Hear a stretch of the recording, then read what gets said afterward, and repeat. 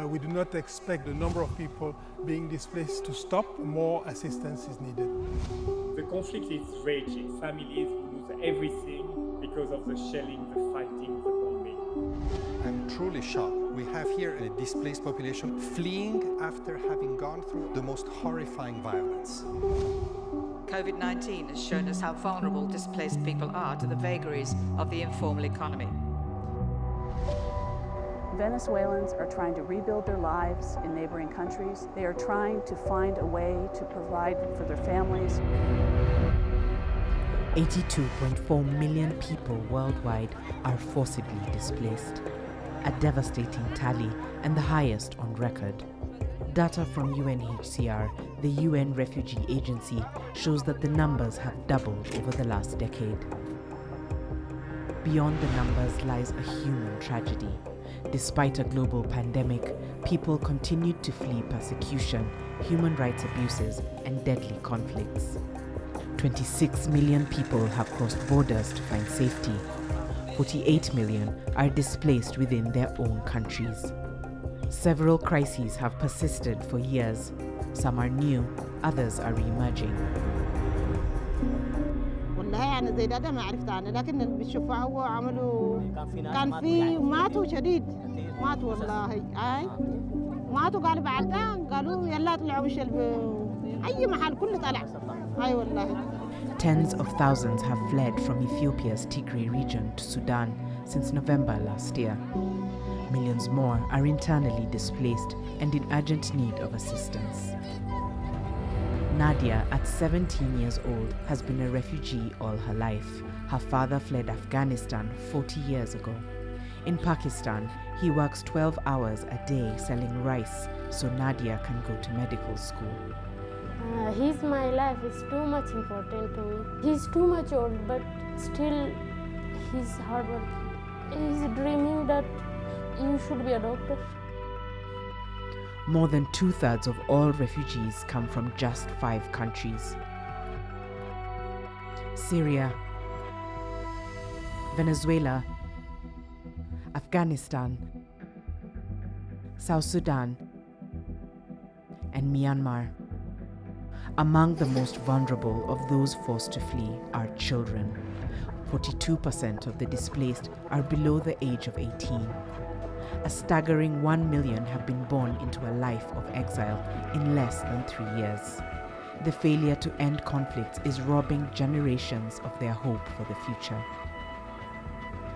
Syria's crisis stretched into its 10th year, while Afghanistan, Somalia, and Yemen are still hotspots. In the Sahel, a complex regional crisis forced millions to flee one conflict only to find themselves caught up in another.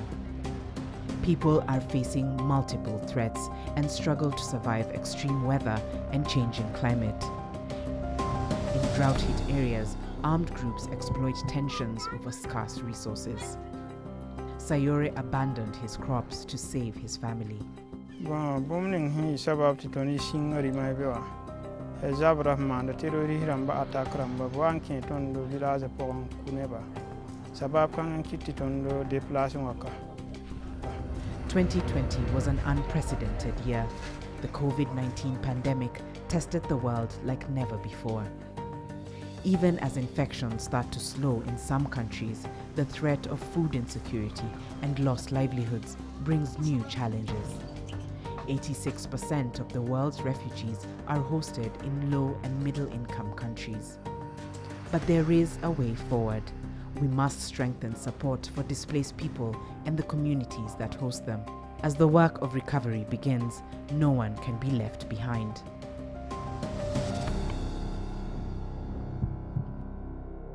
كان الوضع نحن علينا كلياتنا هون معيشة صعبة، بس هلا صرنا أصعب وأصعب وأصعب وأصعب نجي الأصعب، وإنه هلا بيزبط الوضع بعدين بيزبط الوضع، منا عارفين رح نوصل لهون، إجت الكورونا قعدنا على الأرض.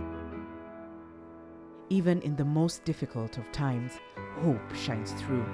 Despite her own struggles, Kaukab offered credit services to refugees in Lebanon who could not afford basic items. Some countries kept their borders open to asylum seekers while managing health risks. Refugees themselves were part of the response to COVID-19 in countries that took them in. On my side as a soap producer, first I decided to put on a lower price so that each and everyone will be able to afford the soap. We joined the call for global vaccine rollouts to be more equitable and to pick up pace. No one is protected until everyone is protected. UNHCR continues to deliver assistance to those that need it the most, helping millions of people despite the challenges of the global pandemic.